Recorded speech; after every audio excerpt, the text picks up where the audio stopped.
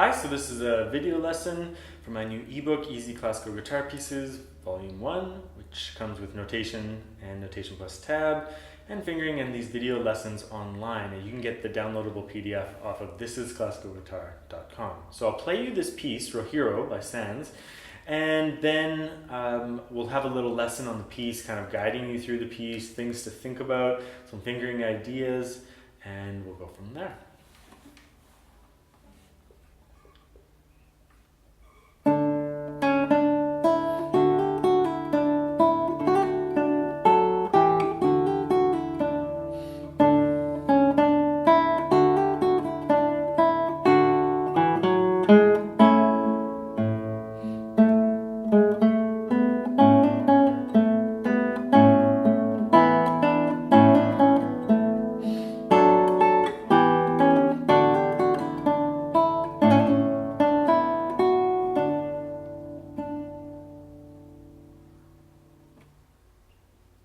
Okay, so a couple things about this piece. First thing, feel free to repeat it and whatnot and add more ornamentation if you want.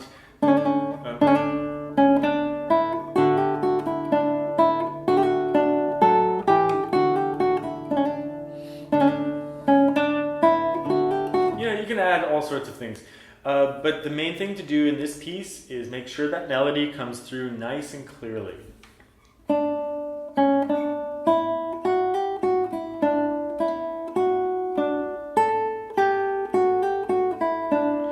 You might have noticed during the piece that I was slurring even more sometimes. I was slurring, sometimes even slurring the pull-off F to E in the second bar.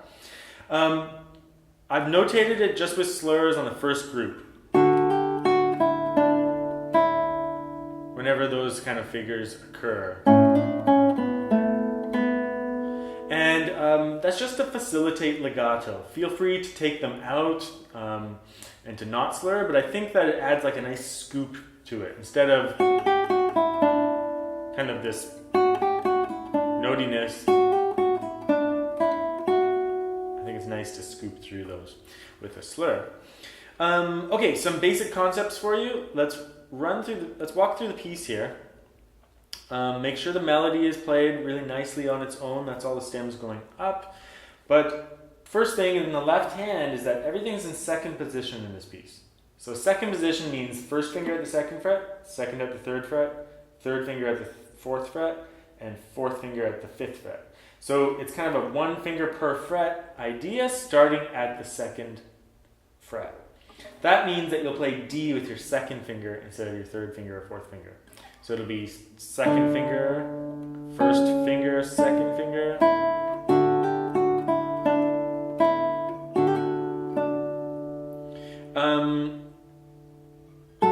Even when you go to here, just keep everything in one finger per fret.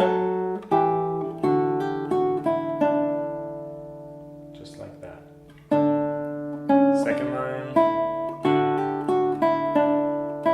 Here we shift to first position. So we use our second finger on F sharp. And then you have to hold on to that F sharp, so we have to use our first finger at the second fret. And then the first fret with our first finger. So that's a bit of a tricky bar, but it's pretty straightforward too. Then we're in first position.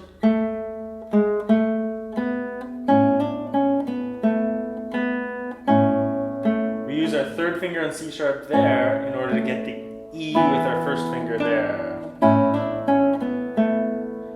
Third position. And then second position. Stay in second position.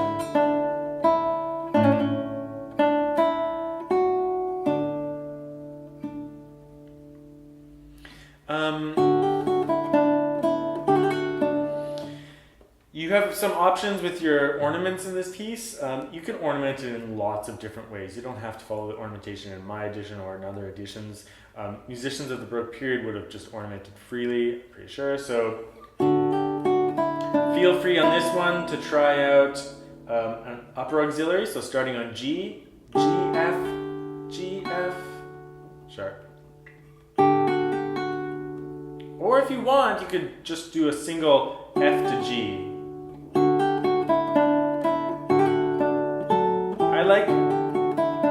like that sound of just the upper auxiliary. It's nice and simple and clean, especially when the notes before are coming upwards.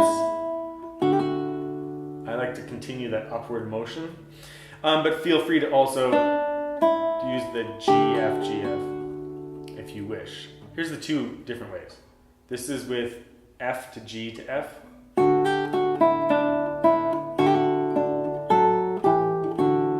Here's with the G to F to G to F. It's a little bit more ornate when you do that upper auxiliary, right? Because you have more repetitions of your slurs. Besides that, I think it's a pretty straightforward piece. Just keep in mind where you want to use those fourth fingers. In terms of right hand fingering, just like the last few pieces, generally use alternating I and M. So for example, you could do M, I, M, I, M, I, M, I, M, I, M, I. Now, sometimes with my beginner students, I'll have them just like alternate I and M and get really good at I and M alternation. But you could also throw in the A finger there whenever the notes between the bass and the upper voice are a little bit far apart. For example, M, I, M, I, M, I, M, A, M, A, M, I, M, I, M. So just throwing it in just to like avoid alternations, or when the reach between the thumb and the fingers is wide enough to warrant it.